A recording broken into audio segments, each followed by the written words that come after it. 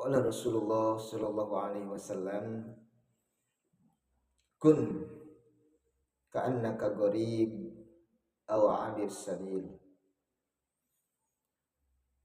Ikhwan fillah rahimakumullah.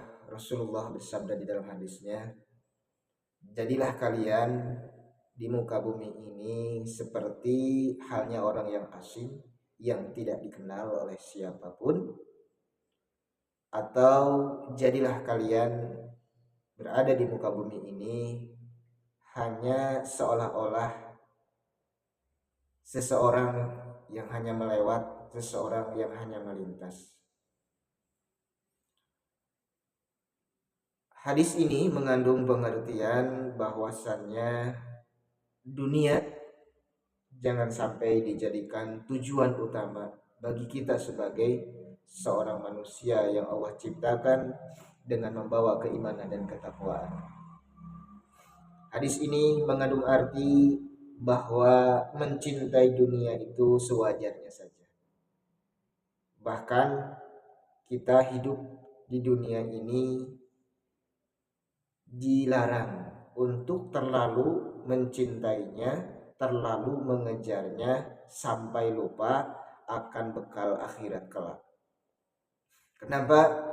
Karena hadis ini juga mengumpamakan bagaimana seseorang itu seperti musafir. Musafir ataupun yang lain dikatakan sebagai seorang yang asing, seolah-olah memang kita tidak mengenal akan dunia ini. Seolah-olah kita selintas saja mengenal dunia ini, kemudian kita pergi sedemikian.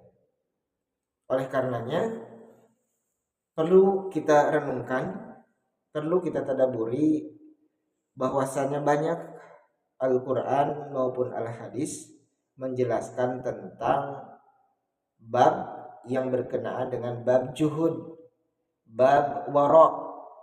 Apa itu juhud dan wara'? Yaitu bab tentang bagaimana kita mengisi akan kehidupan dunia ini sewajarnya saja.